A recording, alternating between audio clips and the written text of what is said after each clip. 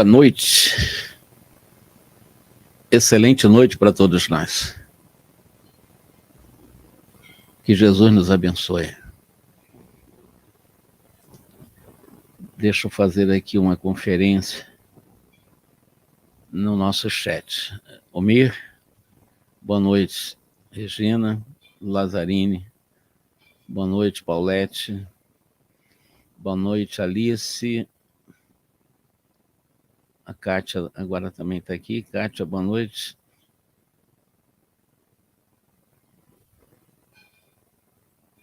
Então, são os irmãos que estão aqui. Eu estou vendo os nomes que nós citamos. Uma excelente noite para nós. Vamos lá. É o nosso desafio fazer aqui uma análise de evolução e dos mundos, né? André Luiz. Já no 11º capítulo, lembrando sempre que os capítulos pares foram psicografados pelo Chico Xavier. Os capítulos ímpares foram psicografados pelo Valdo Vieira. O Chico psicografava de Pedro Leopoldo, o Valdo Vieira psicografava de Uberaba. É uma obra interessante, em que nós temos aprendido bastante termos técnicos no campo da biologia. E nós vamos entrar agora estamos quase entrando em momentos em que a linguagem fica um pouco mais fácil nós entendermos. Existência da alma. Evolução morfológica e evolução moral. A evolução morfológica prosseguiu emparelhando-se com a evolução moral. Nós vimos ser fato. A evolução morfológica vem dos animais chamados inferiores aos seres humanos. Então, o processo da evolução física nós devemos aos animais. Por exemplo, o nosso cérebro tem algumas camadas e alguns sistemas. A camada inicial, a camada mais primitiva do nosso cérebro, que é o chamado cérebro basal, eles chamam de sistema R também, é a camada reptiliana ou cérebro reptiliano, que nós herdamos dos répteis e que trazemos no nosso cérebro físico essa herança. Nós temos também a região límbica, considerado a região já dos mamíferos, mas ainda ligado a um mamífero ainda inferior, no caso dos irracionais, é a região límbica, né, que são a chamada paleomamíferos. Né? Paleomamíferos são os mamíferos ainda inferiores. E a região mais nobre, que é a região pré-frontal, ou córtex frontal, ou neocórtex, que é a mesma coisa, que é a região mais nobre do nosso cérebro, que é só o ser humano que tem, e essa região considerada de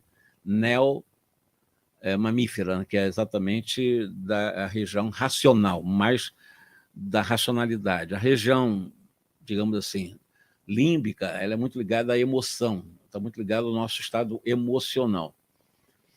E a região reptiliana está ligada aos movimentos automáticos e às nossas agressividades também, etc., lá no cerebelo, né? Mas eu estou falando que o nosso cérebro sofreu um processo natural de evolução. E é o que ele está dizendo, a evolução morfológica prosseguiu emparelhando-se com a evolução moral. O crânio avançou devagar no rumo de aprimoramento maior, os braços refinavam-se, as mãos adquiriram uma excelência táctil não sonhada, os sentidos, todos eles progrediam em acrisolamento e percepção. Todavia, com o advento da responsabilidade que o separa, ou o separara da orientação direta dos benfeitores da vida maior, entregou-se o homem a múltiplos tentames de progresso no campo do espírito.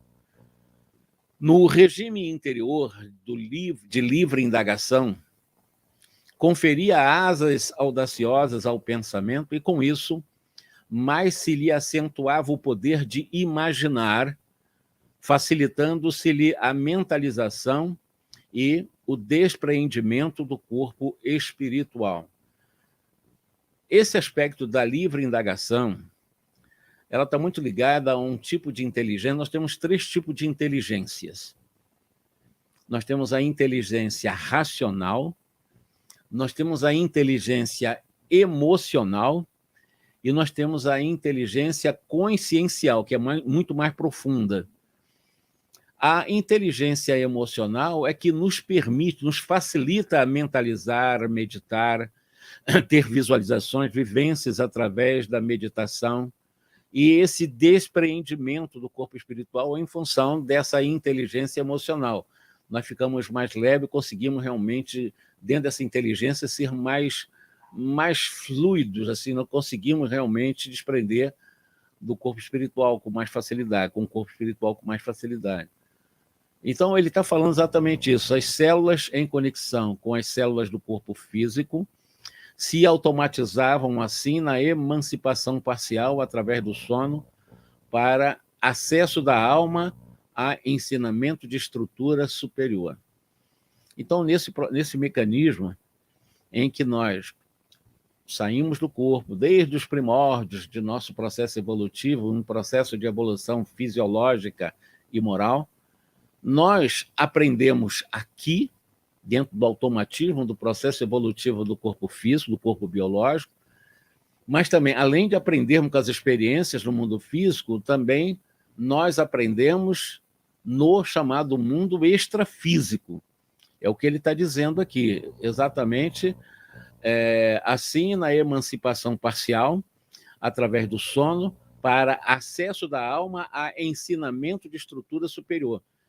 Então, nós que estamos aqui agora, nós aprendemos aqui, enquanto em vigília, e também aprendemos durante o nosso sono. Quando semi-desprendido do corpo físico, somos convidados a ingressarmos, a frequentarmos determinados núcleos de ensinamentos, de escolas ligadas à doutrina espírita, ligadas a vários ramos do conhecimento. Mas essa estrutura de ensinamentos que nos coloca numa condição de utilização plena da última formação do nosso cérebro, que é a parte frontal, que é o que nós chamamos do neocórtex, ou é a parte frontal mesmo, que é o córtex frontal, e a ciência tem esse ponto, essa região, como ponto de Deus, porque é ali que são estruturados a racionalização, os processamentos de decisões, enfim, uma visão profunda do uso da racionalidade superior, porque tu tem o raciocínio ligado à capacidade de nossa condição humana. Só o ser humano tem essa região do chamado córtex, neocórtex ou o córtex frontal. E ali ficam armazenados também os nossos ensinamentos. Na realidade, nessa região toda ficam armazenados o que nós aprendemos, aquilo que nós vemos, aquilo que nós ouvimos, isso são gravados. Nós temos células específicas com essa finalidade de gravar som e imagem das nossas experiências. Guarda a criatura humana, na organização dos próprios órgãos, a herança dos milhões e milhões de estágios diferentes nos reinos inferiores. E, no fundo, sente-se inclinada a viver no plano dos outros mamíferos que lhes respiram a vizinhança com um instinto absoluto dominado sem restrição. É um outro detalhe também, a questão porque nós somos mamíferos, mas nós somos mamíferos chamados superiores, nós chamado região neomamífera, né, que é a região frontal. Somos seres humanos, que somos mamíferos. Nós temos os mamíferos irracionais. São chamados paleomamíferos, que é a região límbica da estrutura herdada em nossa evolução dos reinos inferiores que trazemos em nossa camada cerebral também. Tudo isso é importante dizer, que o nosso cérebro é uma formação de milhões de anos, no qual nós trazemos as heranças dos seres inferiores. Como eu estou falando, tu tem a região reptiliana, Nós trazemos das experiências dos répteis, exatamente no cerebelo, temos as experiências dos mamíferos inferiores, que são os animais irracionais, na região límbica, e temos a região também dos mamíferos superiores, porque já na região humana, né, que só o ser humano tem, que é o neocórtex. São 3 regiões importantíssimas do nosso cérebro, embora o nosso cérebro tenha, são divisões, 2 hemisférios, né, o hemisfério direito e o hemisfério esquerdo, e com várias divisões de acordo com a neurociência. Mas o mais importante é que nós aprendamos, e a ciência sabe disso, que o nosso hemisfério esquerdo do cérebro, nós trazemos a nossa capacidade do potencial racional, a inteligência racional, as estruturas do cérebro da questão racional. E o lado direito está muito ligado à questão emocional, a parte direita ou do hemisfério direito do nosso cérebro, da nossa estrutura cerebral. Noções do direito. Interessante, na nossa evolução, nós começamos a ter noção do direito. Lá nos primórdios da civilização, que começou com os capelinos, em razão do apego aos rebentos, ou da própria prole, da própria carne, institui a propriedade de faixa de solo em que se lhe encrava a moradia. E atendendo a essa mesma raiz de afetividade, traça a si próprio determinadas regras de conduta para que não imponha aos semelhantes ofensas e prejuízos que não deseja receber. Acontece assim o inesperado.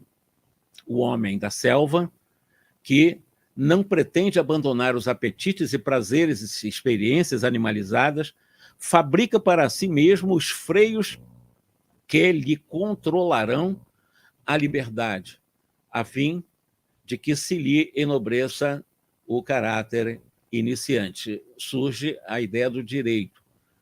O meu direito vai até o limite em que eu não ultrapasse o seu direito.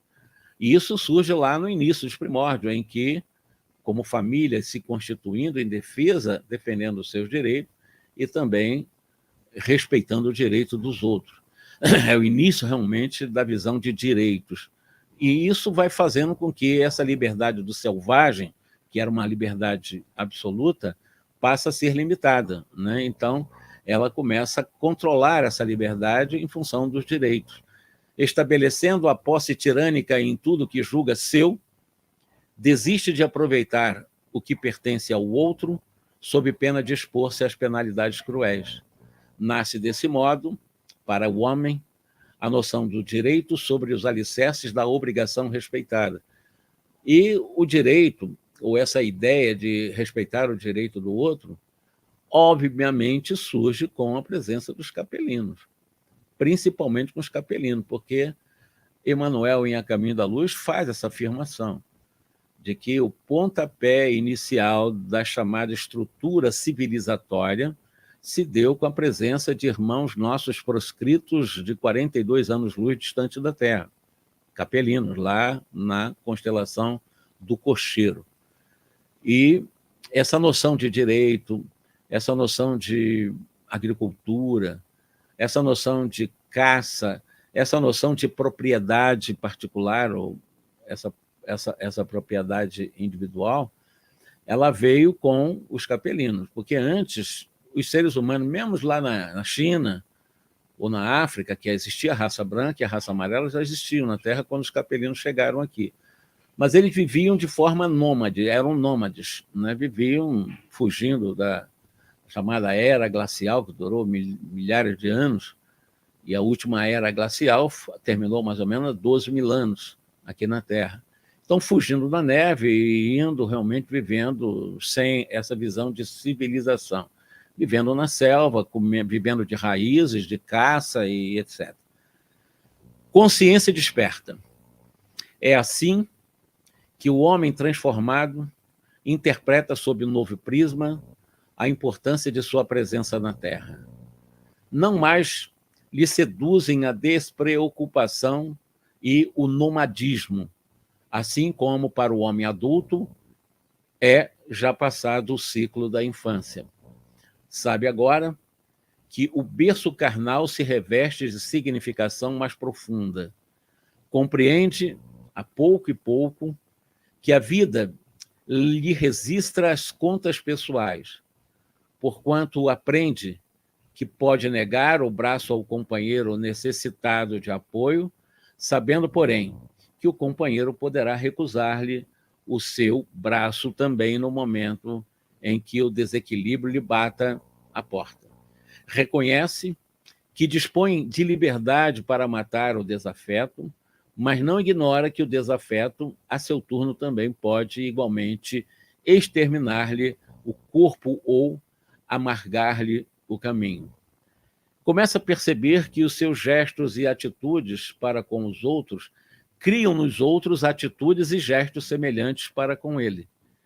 Com esse novo cabedal de observação, revela-se-lhe a vida mental mais surpreendente, mais rica, e por essa mais intensa vida íntima, retrata com relativa segurança as ideias dos espíritos abnegados que lhe custodiam a rota na Terra. E desde então, não guarda a existência circunscrita à romagem berço-túmulo, por alongá-la do ponto de vista de causa e efeito para além do sepulcro, em que se lhe guarda o invólucro anulado ou imprestável, incorporando a responsabilidade à consciência vibra desperta. E, pela consciência desperta, os princípios de ação e de reação funcionam exatos dentro do próprio ser, assegurando-lhe a liberdade de escolha e impondo-lhe mecanicamente os resultados respectivos, tanto na esfera física quanto no mundo espiritual. Isso tudo que ele está falando após milhares de encarnações. Não se deu do dia para a noite toda essa percepção, toda essa conquista de liberdade de escolha, todo esse processo de percepção de realidade externa, aquilo que ele faz em relação ao outro realmente repercute em si. É uma visão, é um discernimento, é um processamento mais lógico, mais racional, de uma inteligência mais evoluída, e a partir daí, esse ser primário, ele sai do instinto e entra pela inteligência na racionalidade. E com a racionalidade, ele sai das sensações físicas e passa a ter sentimentos mais profundos. Então, a sensação evolui para os sentimentos, os instintos evoluem para a razão, e isso vai levando, como eu disse, milhares, milhares e milhares de anos, considerando, pelo menos aqui, Emmanuel afirma que o Homo sapiens, que é o de Neandertal, já é um homem sábio, a estrutura cerebral é muito diferente dele, de um Homo erecto, de um Homo habilis, ou outros chamados Homos, mas tem 400 mil anos já conosco. E isso é um tempo razoável, né? Agora eu vou falar a larva e a criança. Na metáfora, nesse sentido, importa lembrar aqui, com as diferenças justas, a semelhança que a vida assinala entre as alterações da existência para a alma humana e para os insetos de metamorfose integral. Por exemplo, a larva, que se afasta do ovo, ingressa em novo período de desenvolvimento, que pode perdurar por muito tempo, como ocorre entre os chamados efemerídeos, mostrando no começo a membrana no corpo ainda amolecida e conservando no tubo digestivo os remanescentes de gema da fase embrionária, para iniciar depois da excreção os processos de alimentação e digestão. A criança recém-nascida retira-se do útero materno, entra em uma nova fase de evolução que se afirma através de alguns anos. A princípio, a tenra e frágil retém na própria organização os recursos sanguíneos que lhes foram doados por manutenção endosmótica no organismo materno, para somente depois eliminar, quanto lhe seja possível, esses mesmos recursos gerados que lhe são próprios. Essa informação aqui, em relação à larva, que tem a sua metamorfose, o ser humano também, porque nossa vida inicial é na água, nós somos seres aquáticos, nós vivemos no líquido amniótico. é um tipo de vida. Nós estamos desenvolvendo no líquido amniótico na região uterina da mulher. Quando nós nascemos, nós já não somos mais aquáticos, nós somos peixes, porque ali nós vivemos como peixes, na água, exatamente o líquido amniótico. Saímos dali e passamos uma outra forma, uma outra etapa de evolução. E nessa nova fase evolutiva, né, frágil, mas nós vamos indo crescendo, a nossa organização física vai crescendo, a reencarnação, para Emmanuel, para André Luiz, ele só se completa a partir dos 7 anos de idade. Tal a complexidade do processo. Por quê? Porque, de alguma forma, por esse processo que ele chama de endosmóticas, né, no organismo materno, nós, os seres humanos, nós recebemos recursos das estruturas moleculares atômicas da mãe. E isso só se desfaz depois da complementação da desencarnação, quando eu começo a produzir exatamente as estruturas básicas do meu próprio sangue. Eu estou falando do ser humano, até os 7 anos de idade. Por isso que a reencarnação só se completa a partir desse processo em que o próprio ser ele consegue já fabricar toda a estrutura do seu universo sanguíneo. Porque até aí, os recursos do sangue lhe foram doados por manutenção endosmótica, exatamente, que veio do corpo da mãe. Isso é explicado pela espiritualidade. Um outro detalhe importante que eu falei da região reptiliana, que é a mais primária, com a nossa violência, o nosso, aquelas atitudes de veneno na língua, que a pessoa é venenosa, tá? Né? Aquela agressividade, tá muito ligado às experiências reptilianas, né? O sistema R, que eles conheciam como a estrutura basal, a base, né? Exatamente no cerebelo.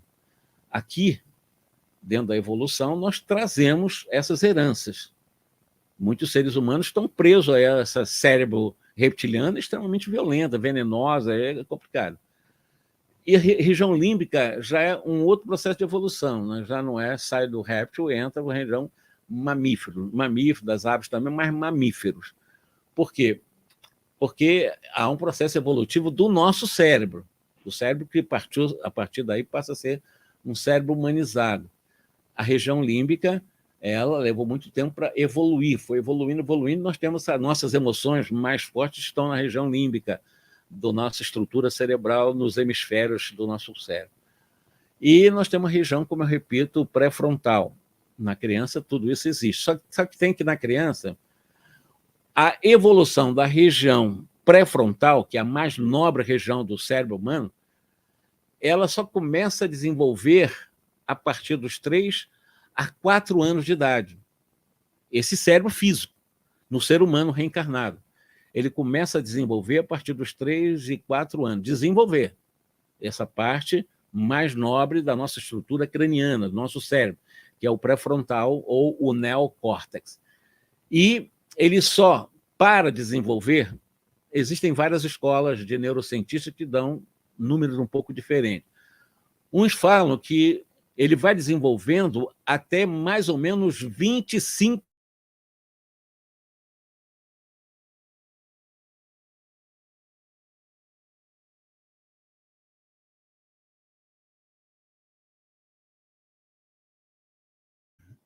Deu um apagão geral aqui no bairro. Apagou tudo.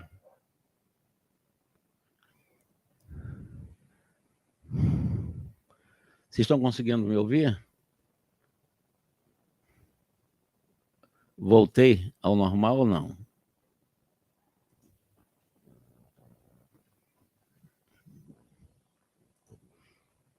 Ok? Posso manter, então? Pois é, deu um apagão aqui geral, até voltar à internet, a coisa leva tempo, né? Isso faz parte das nossas provas aqui na Terra, né? Essas instabilidades de energias que dependem de muitos fatores, né? Não somente nossa. Mas voltando à questão que eu disse para vocês, a nossa região mais importante do cérebro é a frontal, a pré-frontal.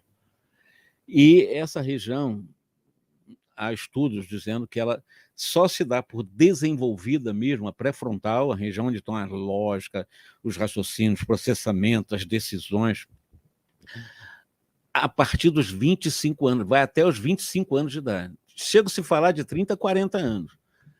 E é a região mais importante, é a região das decisões, é a região da inteligência, é a região onde que a gente acumula e utiliza muito o potencial humano, que é a região mais nobre. Então, no ser humano encarnado, para o neurologista, ou melhor, o neurocientista, essa região ela se desenvolve até os 25 anos de idade. Começa entre 3 e 4 anos de idade e desenvolve-se até os 25. Há uma escola que fala de 30 a 40 anos. Então, é muito tempo para desenvolver a região mais nobre do nosso cérebro, que é a região pré-frontal, que os cientistas chamam de ponto de Deus, onde está exatamente o ponto de Deus, que é essa região do cérebro, para ver como é que nós somos. É muito demorado o processo da evolução cerebral. Mas vamos continuar aqui o que ele está dizendo. A criança recém-nascida retira-se, deixa eu aumentar para mim aqui, retira-se do útero, entra em uma nova fase de evolução que se afirma, ou que se firma através de alguns anos, a princípio tenra e frágil, retém na própria organização os recursos sanguíneos, como eu disse, que lhes foram doados por manutenção endosmótica, ou seja, ele ainda traz até os 7 anos de idade, a herança da sanguínea da mãe dele, né, no organismo materno, para somente depois eliminar essas reminiscências do sangue da mãe e criar o seu próprio sangue, quando lhe seja possível esse mesmo recurso gerando-lhe o seu próprio sangue. Avançando na execução dos programas traçados para a sua existência, a larva cresce, recorre às matérias nutritivas que lhes garantam um aumento do corpo e, conforme a espécie, promove por si mesma a mudança de pele, indispensável ao condicionamento do seu próprio volume. Está fazendo um paralelo entre a larva e o ser humano, são as vidas diferenciadas, né?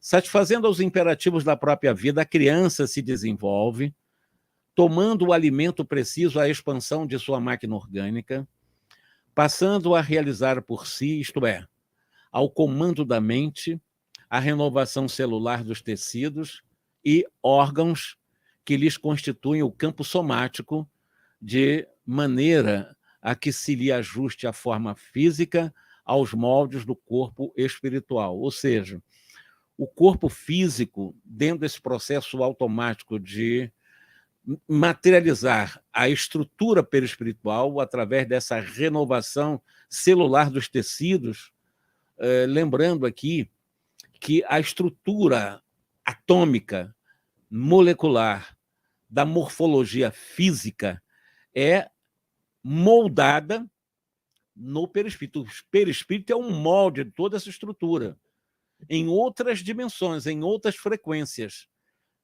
E o perispírito, Allan Kardec chamou de um elemento semimaterial, estrutura semimaterial. Então, todo o nosso corpo físico também obedece a essa estruturação celular, atômica, molecular do perispírito. O corpo físico nada mais é do que cópia do perispírito, considerando já as condições humanas. E essa metamorfose do inseto, por exemplo, ele fala, a larva dos insetos de transformação completa, experimenta vários períodos de renovação para atingir a condição de adulto. Embora a larva permaneça com o mesmo aspecto, porquanto apenas depois da derradeira mudança de pele é que se torna pupa. Em semelhante estágio, acusa progressiva diminuição de atividade até que não mais suporte a alimentação. Esvaziam-se-lhe os intestinos e paralisam-se-lhes os movimentos. A larva protege-se, então, no solo ou na planta, preparando a própria liberação. Permanece assim imóvel e não se alimenta do ponto de vista fisiológico, crisalizando-se, segundo a espécie, em fios de seda, por ela própria constituídos, com a secreção das glândulas salivares, agregados a pequeninos tatos de terra ou a tecidos vegetais, formando desse modo o casulo em que repousa durante certo tempo, fixado em alguns dias até meses. Na posição de pupa, ao impacto das vibrações de suas próprias organizações psicossomáticas, sofre essencial modificação em seu organismo, modificação que, no fundo, equivale a verdadeiro aniquilamento ou histólise, ao mesmo tempo em que elabora órgãos novos pelos fenômenos da histogênese, valendo-se dos tecidos que perduraram. A histólise, que se efetua por ação dos fermentos, verifica-se notadamente nos músculos, no aparelho digestivo e nos tubos de Malfini, com reduzida atuação do sistema nervoso e circulatório. E pela histogênese, os remanescentes dos músculos estriados desfazem-se das características que lhes são próprias, perdendo gradativamente a sua estriação até que se convertam qual se obedecessem a um processo involutivo em células embrionárias, fusiformes, com um núcleo exclusivo ou mioblastos, que se dividem por segmentação, plasmando novos elementos estriados para a configuração dos órgãos típicos. Somente então, quando as ocorrências da metamorfose se realizam, é que o inseto integralmente renovado abandona o casulo, revelando-se por faleno, uma borboleta leve e ágil, com o sistema bucal transformado, como acontece na borboleta de tipo sugador, na qual as maxilas se alongam, convertendo-se numa trompa, enquanto que o lábio superior e as mandíbulas se atrofiam. Entretanto, embora magnificamente, ou magnificentemente, é um nome difícil, né? Magnificentemente modificada, a borboleta alada é multicor. É o mesmo indivíduo, somando em si as experiências dos três aspectos fundamentais da sua existência: larva, ninfa, inseto adulto. Agora, a histogênese espiritual.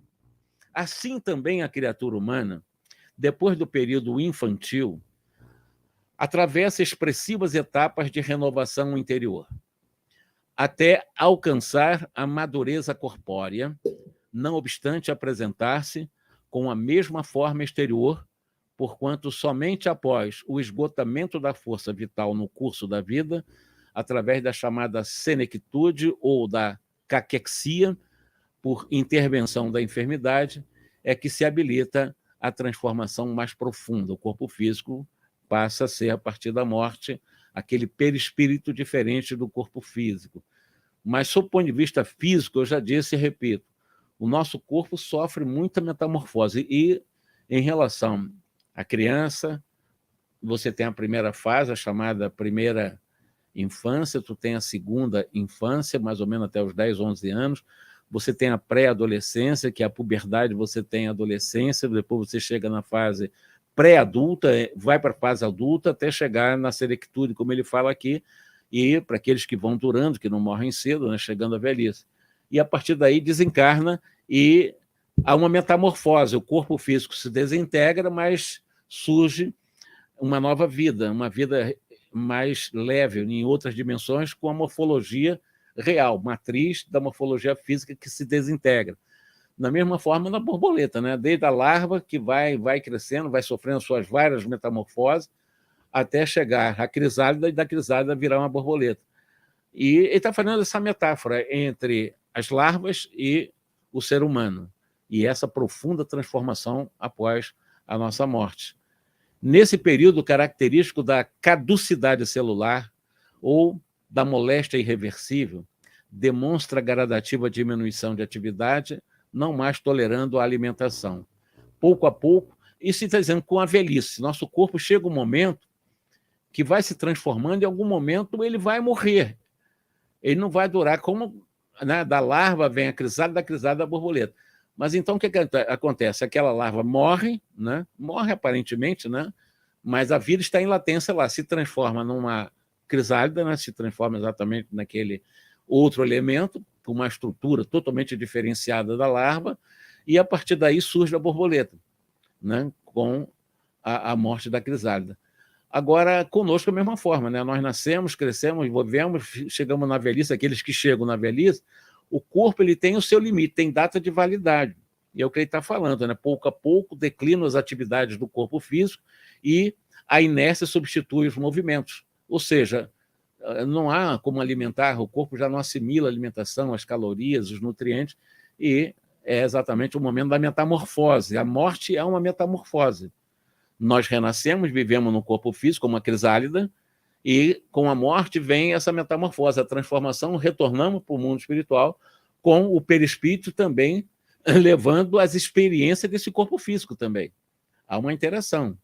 Já que o perispírito é o molde, mas o corpo físico interfere também na estrutura do perispírito, né, o corpo físico. Protege desse, então, no repouso horizontal, em decúbito quase sempre no leito, preparando o trabalho libertatório pela morte, chegando assim um momento em que se imobiliza na cadaverização, o corpo fica cadáver, né, mumificando-se, a feição da crisálida, mas envolvendo-se no imo do ser com os fios dos próprios pensamentos, conservando-se nesse casulo de forças mentais, tecido com as suas próprias ideias, reflexas dominantes ou secreções de sua própria mente durante um período que pode variar entre minutos, horas, dias, meses ou decênios. O que ele está dizendo é o seguinte: esse processo dessa transformação pela desencarnação, cada caso é um caso. Ele vai falar do casulo, que pelas forças mentais tecidas pelas próprias ideias, como reflexo dominante, né, da nossa própria mente.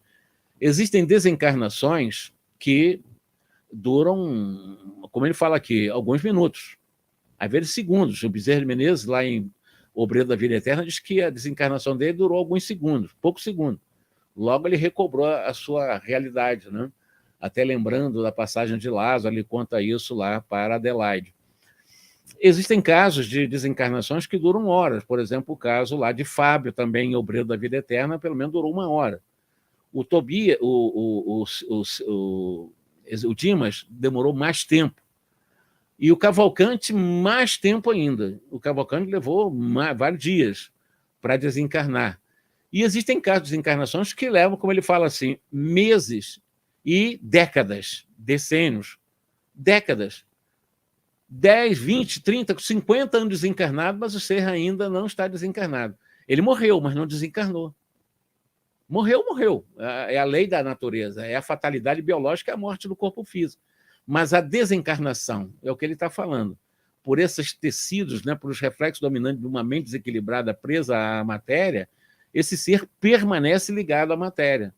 Ele, embora esteja uma pessoa morta, um espírito que já está fora do corpo, estaria teoricamente fora do corpo, mas está ligado à vida do corpo. Está ligado, mesmo que o corpo já não exista mais, assim, já esteja incinerado, virado pó, mas está ligado aos reflexos dessa vida. Isso pode durar, como ele fala assim, dias, meses ou até décadas. Então, nem todo mundo desencarna e dura ao mesmo tempo o processo do desprendimento, não.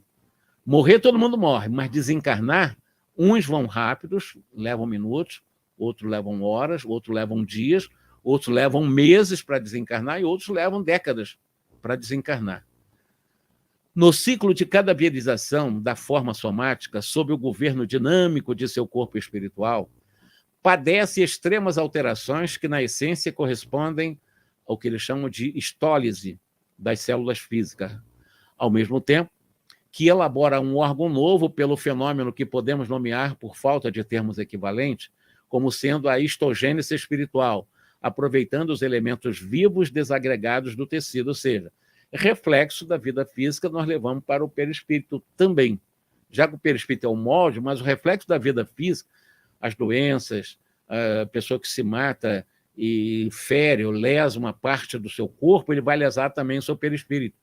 Então, a pessoa que dá um tiro na cabeça, por exemplo, buscando pelo suicídio, ele vai lesar também a tecido perispírito. É o que ele está falando, né? Vai haver na histogênese espiritual, quando retorna para o mundo espiritual, essa lesão vai ser levada para o perispírito. Ou alguém que tomou veneno, ou se jogou de grandes altitudes, lesa o perispírito também.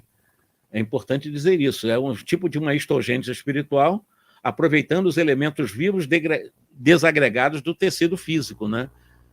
Ele chama de tecido citoplasmático, e que se mantinham até então ligados à colmeia fisiológica entregue ao desequilíbrio ou à decomposição. A estólise, por exemplo, a questão do suicídio, há suicídios que ficam décadas ligados exatamente à sua estrutura do corpo. Mesmo que o corpo já tenha desaparecido, ou que esse corpo tenha sido incinerado, ele fica ligado à estrutura desse corpo. É um corpo que ele viveu até o momento que ele suicidou. E isso vai repercutir, reverberar nesse processo de histogênese espiritual no perispírito dele. Essa lesão ele vai levar. Isso quando ele conseguir desprender-se dessa vida física que ele levou até o momento que ele optou por querer abandonar. E cada caso é um caso. Lembra do caso lá que está em Instruções Psicofônicas, uma psicofonia de Chico Xavier, de um suicida, que resolveu tirar a vida, jovem ainda, que foi aproveitado pela Escola de Medicina do Estado do Rio de Janeiro, e que depois a sua própria estrutura óssea, né, o seu esqueleto foi utilizado também, colocado numa redoma, ficou por vários anos como elemento para padrões de estudos dos fisiologistas no campo da medicina. Então, o esqueleto dele serviu de modelo para os estudantes, etc. e tal. E ele ficou, no suicídio dele, primeiro, ele ficou envergonhado de ele ser realmente totalmente, o corpo dele sendo mexido desnudo. Ele estava com vergonha dos alunos mexendo nos seus órgãos genitais, no seu coração, rasgando o seu corpo, fazendo análise de anatomia, né? E depois aproveitaram a estrutura óssea dele, fizeram a recomposição e colocaram numa redoma como sendo um modelo padrão para os alunos. E ele ficou preso a esse esqueleto por mais de 30 anos. Então, ele ficou preso a uma estrutura, mas mesmo que não tivesse o osso, ele ficaria preso a essa realidade da vida que ele negou viver. Então, ele morreu, mas não desencarnou. Existem seres que ficam décadas, ele ficou mais de 30 anos. Leiam lá Instruções Psicofônicas, vocês vão ver esse caso. Foi pela psicofonia do Chico Xavier mesmo. Então, a estólise ou processo destrutivo na desencarnação resulta da ação dos catalisadores químicos e de outros recursos do mundo orgânico que, alentados em níveis de degenerência, operam a mortificação dos tecidos e, do ponto de vista do corpo espiritual, afetam principalmente a morfologia dos músculos e os aparelhos de nutrição, com escassa influência sobre o sistema nervoso e circulatório. Pela histogênese espiritual, os tecidos citoplasmáticos se desvencilham em definitivo de alguns dos característicos que lhes são próprios, voltando temporariamente o qual se atendessem a processo evolutivo, à condição de células embrionárias multiformes que se dividem através da chamada cariocinese, plasmando em novas condições a forma do corpo espiritual segundo o tipo imposto pela mente desse desencarnante. Então, o nosso perispírito acaba sendo o reflexo da vida que nós levamos no corpo físico. Quem trata bem o corpo físico, quem trata bem a mente, quem vive bem, vai ter uma estrutura perispiritual harmonizada, na desencarnação intocável, vai ser perfeito, uma morfologia por esse processo que eles chamam de cariocinese, né, dentro de uma visão. Ele está utilizando essa palavra para mostrar mais ou menos o que acontece, plasmando novas condições, essa forma do corpo espiritual segundo o tipo imposto pela mente. Você viveu bem, o perispírito vai estar zerado, vai estar bem, vamos chamar, com musculatura para o mundo espiritual, bem preparado, né? Para viver bem no mundo espiritual. Mas se você não viveu bem, com vícios, com irritações, e maltratando o corpo, etc., isso vai reverberar no perispírito. Quem não se trata bem, quem não se cuida fisicamente também, que é desleixado, vai interferir na estrutura perispiritual. Ao desencarnar, esse desleixo vai, de alguma forma, ser refletido no perispírito. Quando você não trata bem esse templo maravilhoso, esse prêmio que é o corpo físico. Tratar com extremo carinho isso que Deus nos ofereceu, que Deus nos empresta, para que, ao desencarnar, eu tratei bem esse vaso físico e o meu perispírito realmente vai refletir por esse processo cariocinético esse valor que eu dei ao meu corpo. Valor no sentido não é apego, não. É valorizar a importância de um templo que Deus nos empresta para vivermos no mundo físico, como espírito que somos. Não é fazer inversão, ficar preso ao corpo, ficar escravo ao corpo, não. É tratar bem o corpo, é tratar bem desse instrumento de trabalho. É isso que se fala. Desencarnação do espírito. Apenas aí, quando os acontecimentos da morte se realizam, é que a criatura humana desencarnada, plenamente renovada em si mesma, abandona o veículo carnal a que se jungia ou se prendia.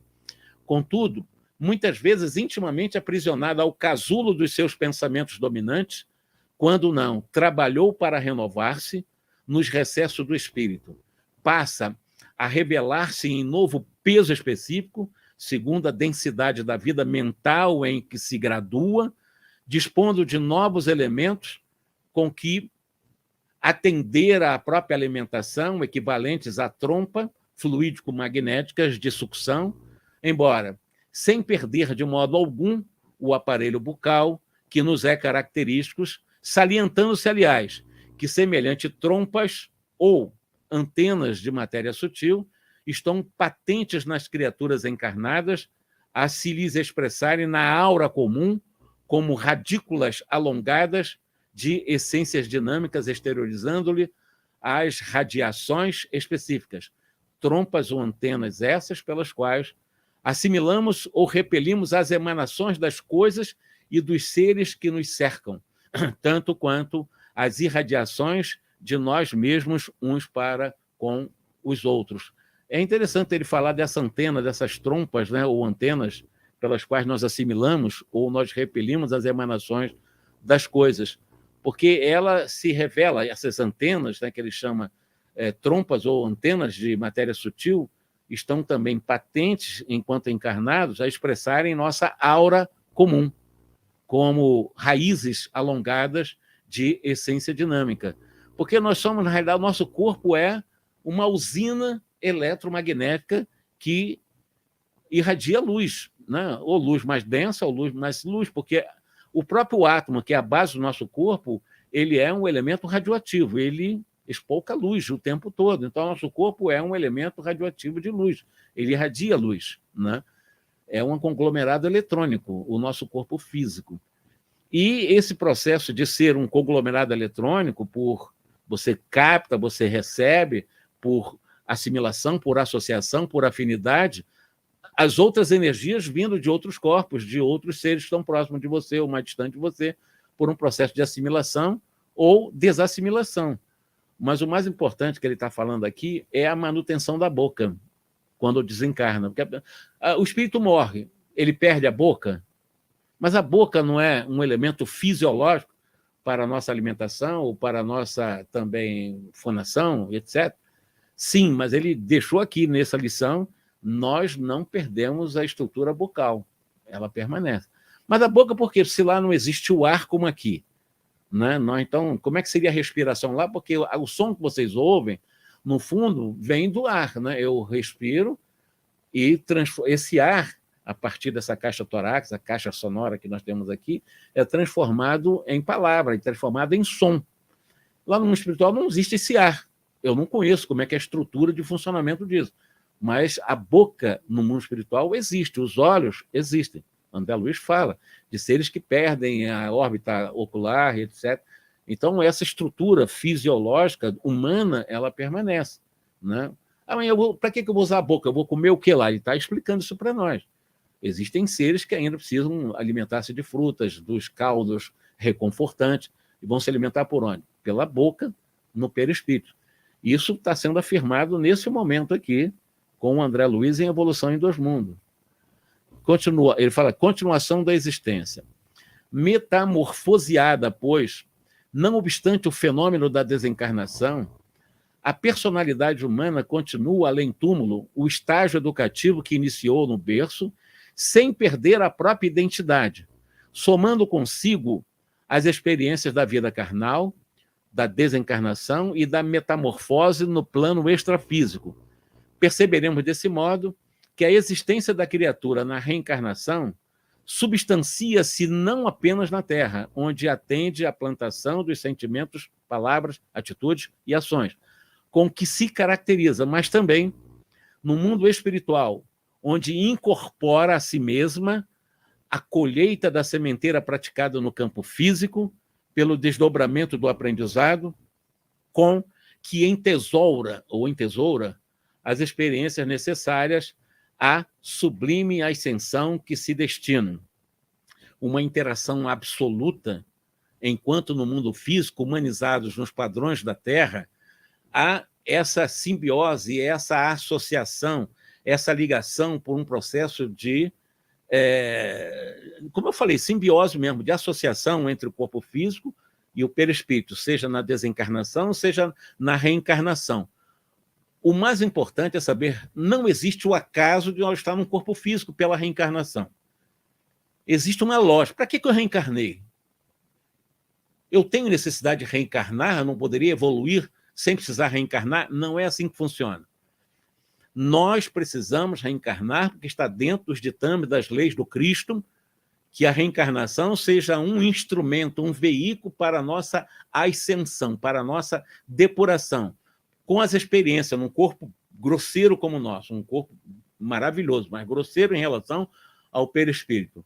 Nós temos necessidade desse adensamento, o perispírito adensar-se num corpo físico, na vida física, nos padrões do campo magnético da Terra, materialmente falando, e aqui vivermos todas as experiências, como um convite para exercermos virtudes, que todas estão no código moral de lei da nossa consciência. Então, nós vivemos na Terra, evoluindo gradualmente, tivemos milhares de reencarnações, chegamos hoje, reencarnaremos milhares de vezes ainda, mas num processo de percepção da lógica como um convite para o nosso crescimento da vida física, a importância do corpo. Eu não tenho um corpo por acaso, ninguém tem um corpo, ninguém reencarna por acaso. A reencarnação tem uma lógica, nós temos um destino a ser cumprido pela reencarnação, do qual, utilizando bem a estrutura toda que já vieram, toda essa estrutura veio exatamente dos mundos dos seres inferiores, lá dos seres mais inferiores, mais ínfimos, né? Desde os répteis, dos mamíferos, das árvores, etc., nós temos o nosso corpo, tudo elaborado também no mundo espiritual. Então, nós consagrarmos ao nosso corpo espírito, nosso corpo físico, o maior respeito, o maior carinho, a maior dedicação, para que ele possa realmente estar permanentemente dentro do chamado sistema, o princípio da homeostase, porque o nosso corpo está sempre tendendo a manter saúde. Quem traz doença por corpo somos nós. E eu sempre digo, para trazer doença para o nosso corpo é preciso muita rebeldia, porque o corpo está o tempo todo querendo mostrar que é saúde pura. O nosso corpo é saúde pura.